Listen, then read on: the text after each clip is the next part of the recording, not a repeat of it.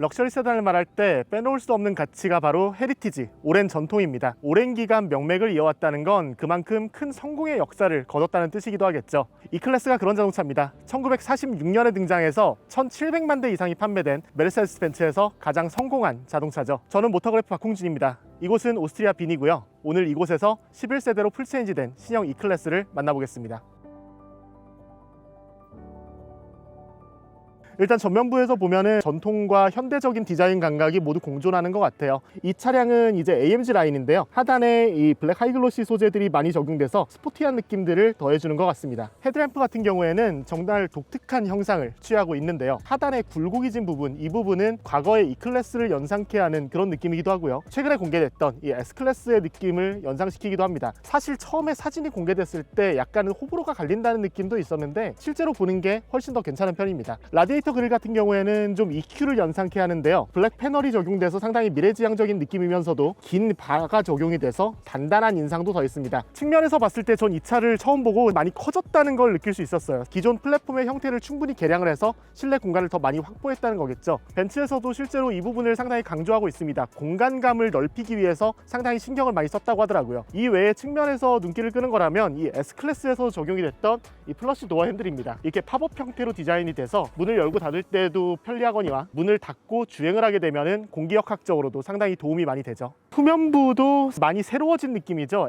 S클래스처럼 이 램프가 연결성을 갖추고 있는 그런 느낌을 가지고 있는데 이 차는 좀 특별한 게 이 테일램프 형상입니다. 엠블럼을 형상화하는 것 같은 이 삼각별 로고가 테일램프의 곳곳에 적용이 되어 있는 걸 알 수 있죠. 이 부분이 가장 큰 차이점이라고 할 수 있고 S클래스는 이렇게 뾰족하게 길게 뻗어 올라오는 라인을 갖고 있는데 반면 E클래스 같은 경우에는 전면부의 주간주행 등과 마찬가지로 이렇게 굴곡이 진 형상이 추가가 돼서 조금 더 과장된 느낌을 더하는 그런 느낌입니다. 이외에 뭐 범퍼나 머플러 이런 부분들은 AMG 라인답게 좀 더 공격적으로 디자인됐다는 걸 알 수 있습니다. 운전석에 앉아봤는데요. 이 운전석도 상당히 새로운 느낌입니다. 앰비언트 라이트가 이 운전자를 완전히 감싸고 있는 듯한 그런 디자인이 마련이 되어 있고요. 디스플레이도 완전히 새로워졌습니다. 벤츠는 이 디스플레이를 MBUX 슈퍼스크린이라고 설명을 합니다. 기존의 하이퍼스크린보다 한 단계 넘어간 이 넥스트 레벨에 해당된다고 설명을 하더라고요. 차이점을 설명해 드리자면은 중앙에 디스플레이가 팝업 형태로 디자인이 되어 있다는 겁니다. 사실 기존의 하이퍼스크린은 스크린을 하나로 뭉쳐서 누워있는 형태로 디자인을 했다 보니까 운전할 때 보기에는 조금 불편한 느낌이 없잖아 있었거든요. 반면에 이 슈퍼스크린 같은 경우에는 운전석만 팝업 형태로 디자인이 돼서 시인성도 그렇고 운전자의 안전에도 상당히 큰 도움이 될 것 같습니다. 이외의 부분들을 보면은 송풍구가 심플하게 디자인됐다는 걸 알 수 있는데 기존의 원형 형태로 디자인됐던 송풍구 대신 슬림한 송풍구가 적용이 됐다는 건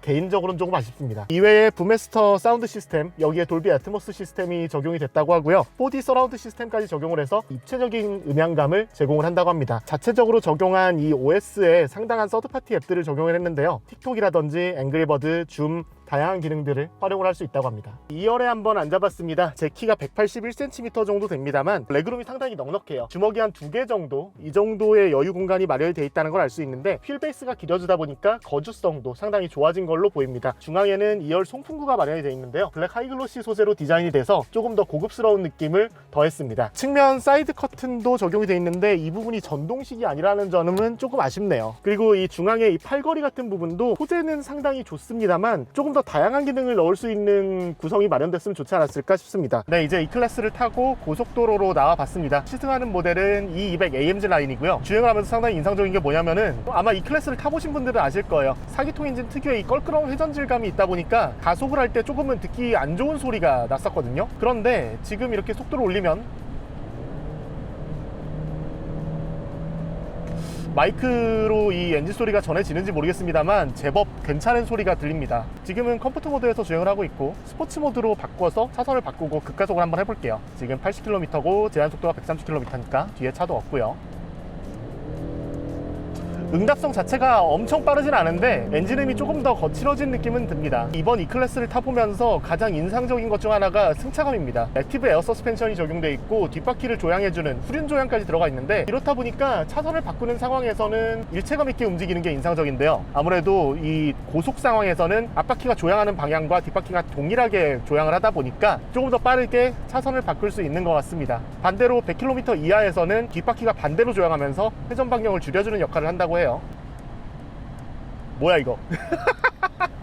지금 이 주행 보조 시스템을 작동시키고서 스티어링 휠을 떼고 가고 있는데 1.8km 있다가 나가야 된다고 내비게이션이 안내를 해줬거든요. 안내가 들어오자마자 바로 스스로 차선을 변경을 했습니다. 다만 이 출구까지는 안내를 하진 않고 출구에 가장 가까운 차선까지는 변경을 해주는 것 같습니다. 이 기능이 우리나라에서도 활성화가 될 수 있을지 사실 내비게이션 맵 데이터가 다르다 보니까 차이가 있을 수 있겠습니다만 이런 기능이 적용됐다는 것만으로도 상당히 신기하게 느껴지네요. 지금 아까 전에 고속도로를 빠져나와서 국도를 달리면서 느끼고 있는 게 정말 승차감이 좋다는 겁니다. 이 클래스에는 에어 서스펜션이 적용이 되어 있거든요. 기존 모델에서 만나볼 수 없었던 기능인데 이번 11세대에서 적용된 가장 큰 변화기도 합니다. 이 에어 서스펜션이 정말 여러분들이 에어 서스펜션을 기대하는 그런 승차감을 딱 보여주고 있어요. 노면의 충격도 상당히 많이 억제되고 특유의 둥실둥실 떠다니는 듯한 이런 느낌이라서 고급 세단을 선택하는 소비자들이 많이 원하는 그런 승차감을 상당히 잘 보여주고 있는 것 같습니다. 이런 비유가 맞을진 모르겠습니다만 정말 S클래스에서 느껴봤던 그 승차감이 거의 그대로 구현이 되는 것 같아요.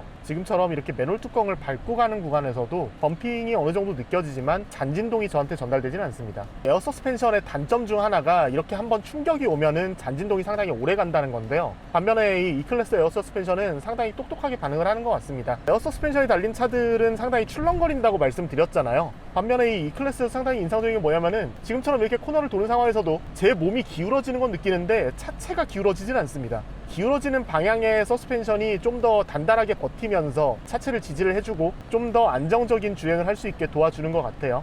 구분길이 반복되는 상황에서 뒷바퀴가 돌아간다는 게 정말 느껴집니다. 뒷바퀴가 돌아간다는 거에 대해서 좀 구체적으로 설명을 드린다면은 제가 돌리는 거에 비해서 차가 생각보다 더 많이 돌아갑니다. 이게 익숙하지 않다 보니까 좀 낯설게 느껴지기도 하네요. 지금은 100km 이하다 보니까 뒷바퀴를 반대로 돌려주고 있는 거거든요. 이런 후륜 조향 같은 기능은 아무래도 우리나라처럼 이렇게 길이 좁은 곳에서 상당히 유용하게 쓸 수 있겠죠. 후륜 조향도 그렇고 에어 서스펜션도 그렇고 우리나라의 도로 환경에서 많이 선호하실 것 같습니다. 이 부분에 대해서는 가격 인상이 있다고 하더라도 전 트림에 기본 적용돼서 들어오면 어떨까 그런 생각도 드네요. 지금은 이 주택가를 지나고 있어서 좀 천천히 주행을 하고 있는데요.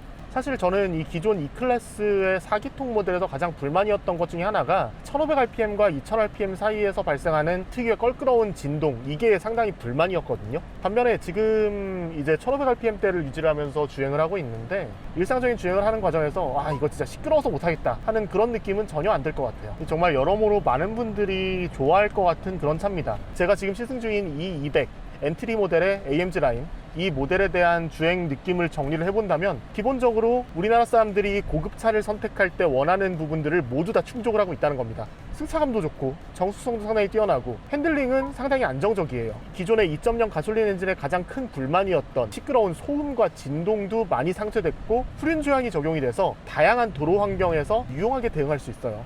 경쟁자인 BMW 5 시리즈가 어떻게 나올지 모르겠습니다만 지금 당장의 상황으로 봐서는 E클래스의 상품성이나 주행 성능 압도적인 것 같습니다. 사실 차체가 좀 작아진 S클래스라고 평가를 해도 과언이 아닐 것 같아요. 지금 옆에 이 신형 E클래스 외건이 서 있어가지고 잠깐 살펴보러 왔습니다. 일단 외형을 한번 기본적으로 살펴보겠습니다. 앞부분은 사실 기존에 저희가 설명드렸던 E클래스하고 크게 차이가 나진 않아요. 스포티하게 디자인된 헤드램프, 그리고 하단에 이렇게 굴곡이 져 있는 듯한 이 형상, 이 부분들이 기존의 E클래스와는 많이 달라진 부분이라고 하실 수 있고요. 측면 같은 경우에 보시면은 외건의 특징이 상당히 잘 드러나죠. 사실 기존의 E클래스 외건들을 생각해보면은 이 루프 라인이 조금 더 각져 있어서 전형적인 외건, 짐차 같은 느낌이 상당히 강하게 느껴졌었거든요. 반면에 이번 E클래스 같은 경우는 루프 라인을 상당히 스포티하게 다듬었다는 부분이 인상적인 것 같습니다. 후면부 같은 경우도 확실히 기존과는 다른 느낌이죠. 램프 디자인 자체는 세단과 동일합니다만 이 해치도어가 적용이 되면서 독특한 느낌을 주고 있는 것 같아요. 한번 트렁크를 열어볼게요.